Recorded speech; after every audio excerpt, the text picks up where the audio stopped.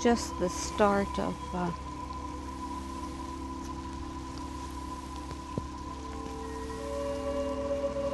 do you call that stuff that you use for your hair? You can find it in a garden, and it's just starting. What is it? It looks, I call it porridge on a stick because it's white on top. It's yarrow. This is what yarrow looks like as it's just starting to, prairie yarrow anyway.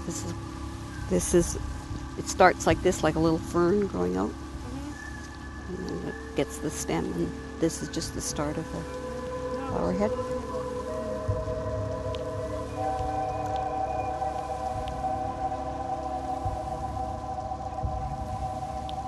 That's what I call it, porridge on a stick. But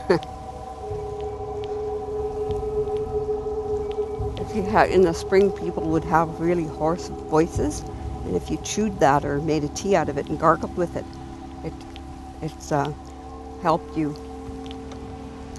voice. I think it was actually it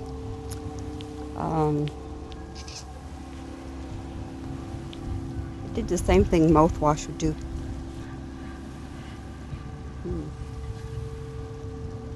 Here's onion.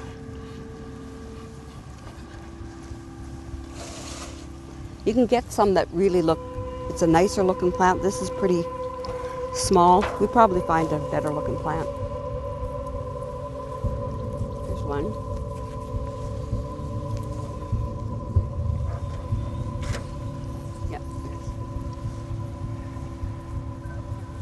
Yeah, there's some nice big ones. The more moisture they get, the bigger they become. All along in here is all onion, and the onion really came up good this year. The onion? Mm-hmm. Yeah, there's a lot of onion this year. Onions, of course, was used to flavor meats and soups and stews. You dried them.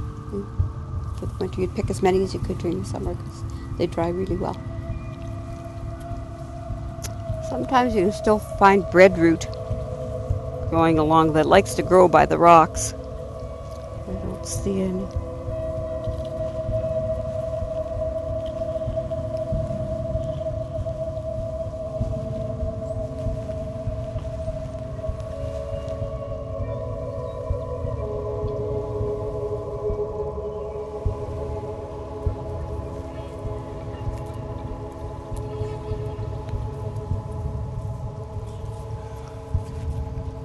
Here.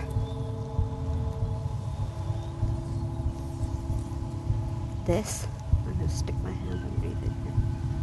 This little plant right there, that's the beginning of a very tiny plant, breadroot. Well, breadroot is a food. It took the place of flour. We dug the root, we pounded it, and we made like a flat pancake type, like a flatbread. It's furry underneath. It's darker green, light, and when you turn the backs over, it's lighter at the back, almost white and furry. It's like velvety at the back. Usually they show you breadroot when it's already a mature plant and has a stem on it.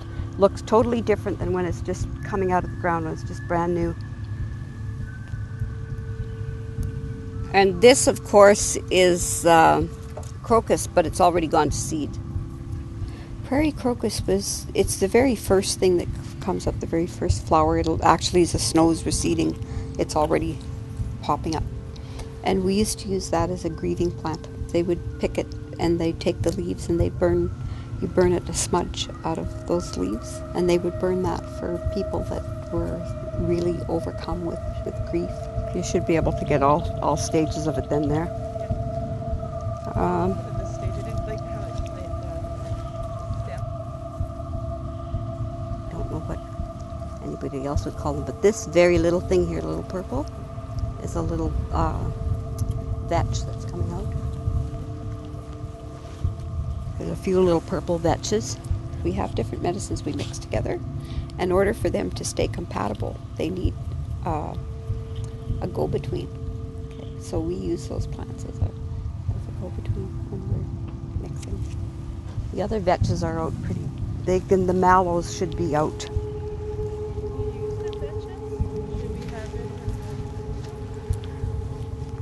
everything that grows is a medicine. So everything we should have on the.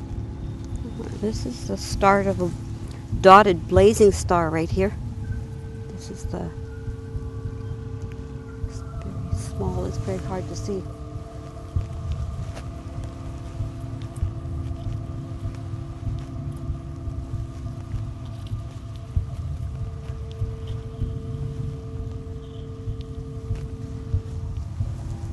There's flax. Because of the oil in the flax, it helped to clean a person's inside. You know? It's particularly if babies were born and their mother had yeast infection and the baby's eyes were affected. The cattle graze in here so much they graze it down pretty well. They haven't had a chance to yet this year. This is a mallow. The yellow one, the white and the yellow come out first. The last one really to come out is the scarlet mallow. You don't see that until about midsummer. So it has that type of leaf that looks like a little fern, bigger fern. Sort of like an antiseptic for instance, if you were walking in the bush or something and you got scrapes on your head, on your scalp, it helps to relieve that.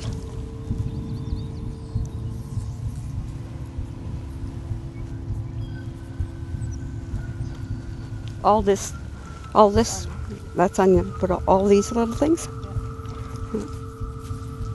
I just asked the spirit what's the English name that would be suitable for this, and then they tell me. But this is what we called snow, and it was used as a sort of like a cooling agent, I guess. And if a person felt sort of like they had a fever, you put it in water, boil it, and then you would use that to wash them with, and it'll cool their body. It'll bring their temperature down. Wow, it was a good year for strawberries and onions. See, every time you see a red runner, you'll start a new. That'll start here. We'll put another plant down. Yeah. Women have a strawberry ceremony, and it's the first berry that ripens in the summer. And it's our ceremony is kind of like a I forgive you ceremony, because over the winter you'd have fought with your sisters and cousins and aunts. And so when you held a strawberry ceremony, you would essentially feed them berries when they accepted it from you. It was like saying, yeah, I forgive you. That's what they help. That's what they turn into a strawberry. No, that's three-flowered avens.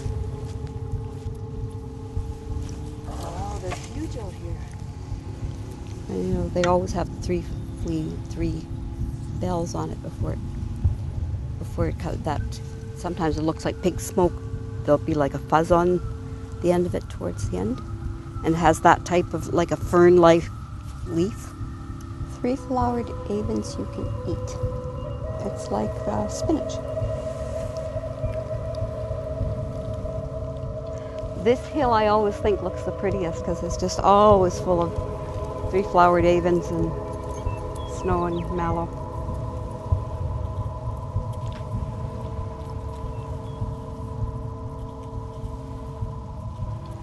Yeah.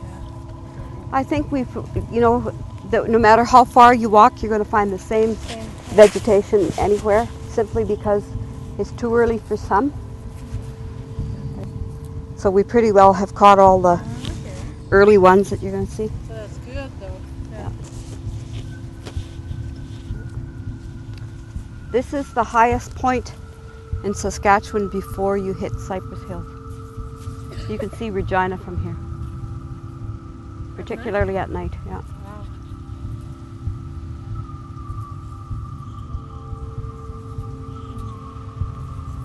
It's a beautiful view, all the way around.